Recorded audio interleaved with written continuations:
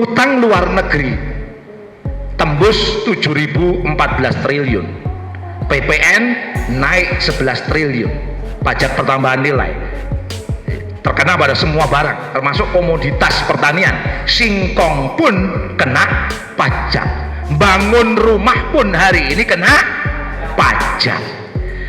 Kenapa negeri ini kok utang luar negeri dan pajak? Kembali lagi karena APBN negeri ini dibangun dengan pola kapitalisme liberal yang mengedepankan pendapatan dari apa? Dari pajak dan dari utang. Jadi Pak Jokowi, Pak Mahfud, sudah jangan dibawa-bawa kemana-mana. Negeri ini kapitalisme liberal. Apa buktinya? Itu utang terus, itu PPN naik terus. Kalau Islam, no utang luar negeri.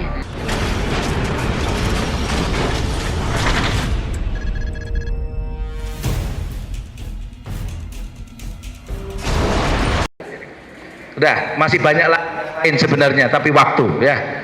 Oke, saya tambahin. Jadi ternyata negeri ini itu menggunakan harga minyak dunia tadi sebagai standarnya. Dan ini memang terjadi. Sehingga apa? Saya mengatakan persoalan harga minyak ini atau kenaikan Pertamax dan kenaikan harga energi itu ditentukan satu tadi, mekanisme harga. Ternyata mekanisme harga kita harus tergantung pada mekanisme harga minyak dunia. Dan ternyata apa?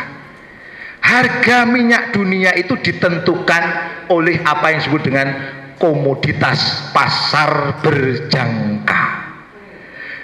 Dan perdagangan komoditas pasar berjangka itu adalah perdagangan dengan sistem seperti perdagangan saham. Pertanyaan saya, sebenarnya yang didagangkan di bursa efek itu barang atau kertas kira-kira saudara? Kertas digoreng berulang kali. Itu yang menyebabkan kenapa harga minyak mentah dunia itu naik dan turun seenaknya dunia, termasuk harga CPO. Pertanyaan saya, perdagang non real kayak begini kapitalisme atau Islam? Kapitalisme. Liberal atau bukan? Liberal. Kalau sudah liberal, inilah problem. Terjadilah inflasi terus menerus. Dan anehnya perdagangan dunia ini harus pakai dolar Amerika. Sementara dolar Amerika Serikat sejak tahun 1970 itu sudah dihilangkan underlying emasnya. Sehingga betul-betul dolar dan mata uang dunia itu namanya fiat money, uang kertas. Ketika uang kertas, maka inflasi pasti akan terjadi. Ketika inflasi terjadi, harga pasti akan selalu naik. Tren harga minyak dunia itu di tahun 70 sampai sekarang tren naik. Jadi apa? Problem minyak itu problem supply demand, problem kepemilikan, problem ternyata perdagangan, problem juga kekuasaan global ternyata. Solusinya dengan apa? Islam. Oke.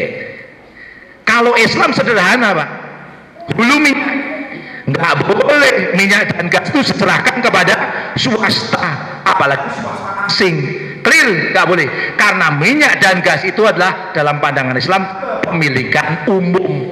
Kalau kepemilikan umum milik siapa? Milik rakyat, muslim maupun non muslim, dan dia digunakan untuk kesejahteraan rakyat.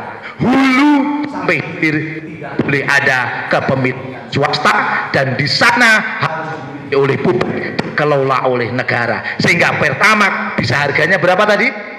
4.000, 3.000 tanpa pajak kan? 3.700 saja, murah meriah. Lanjut dikit lagi, saudara-saudaraku sekalian, saya agak lompat. Nah, utang luar negeri tembus 7.014 triliun, PPN naik 11 triliun, pajak pertambahan nilai terkena pada semua barang termasuk komoditas pertanian, singkong pun kena pajak, bangun rumah pun hari ini kena pajak. Kenapa negeri ini kok utang luar negeri dan pajak? Kembali lagi, karena APBN negeri ini dibangun dengan pola kapitalisme liberal yang mengedepankan pendapatan dari apa? Dari pajak dan dari utang. Itulah kapitalisme liberal. Negeri ini kayak gitu enggak, saudara? Negeri ini kayak gitu enggak? Kalau kayak gitu berarti negeri ini kapitalis bukan? Jawab yang keras, kapitalis bukan? Sudah clear. Jadi Pak Jokowi, Pak Mahfud, sudah jangan dibawa-bawa kemana-mana. Negeri ini kapitalisme liberal. Apa buktinya? Itu utang terus, itu PPN naik terus. Kalau Islam, no utang luar negeri, no. Pajak itu adalah yang terakhir, tapi insya Allah cukup semuanya. Karena hitung-hitungan kita kemarin 6 komoditas saja, baru 6 komoditas, belum banyak yang lain ya, itu sudah mendapatkan pendapatan 4.215 triliun rupiah. Kaya tidak saudara kalau Islam? Sementara pengeluaran kita hanya mentok 2.000 triliun. Kalau pendapatannya 4.000, pengeluarannya 2.000, surplus tidak? Surplusnya berapa? 2.000, pinter gitu. Kenapa nggak milih Islam? Aduh, udah. Nah, terakhir, karena nanti ngomongin ekonomi, sekilas ngomongin tentang undang-undang yang baru tentang sosial. Ternyata kita lagi rame-rame ngomongin tentang apa, tolak tunda pemilu dan sebagainya ya, IKN dan sebagainya. Tiba-tiba tanggal 12 April kemarin DPR itu telah memutuskan undang-undang yang kurang ajar, yaitu undang-undang tindak pidana kekerasan seksual. Poinnya apa di situ? Memang kita ada masalah di kekerasan seksual, pemaksaan terhadap tindakan-tindakan seksualitas, pemerkosaan terhadap di dalam pelecehan seksual di dalamnya. Tetapi di dalam undang-undang itu mengalir semangat liberalisme, feminisme, yaitu apa? Apa yang disebut dengan kinsen. Kinsen itu persetujuan.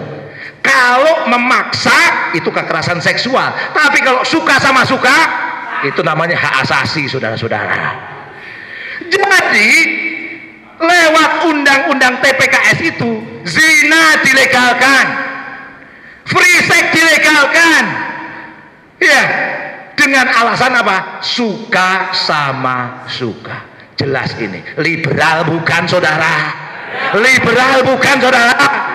Jadi siapa yang mampu libat DPR kita, presiden kita, ganti sistem, ganti rezim. Dan saya mengatakan nanti tentu akan dikuatkan kita semua. Solusinya tidak ada lain.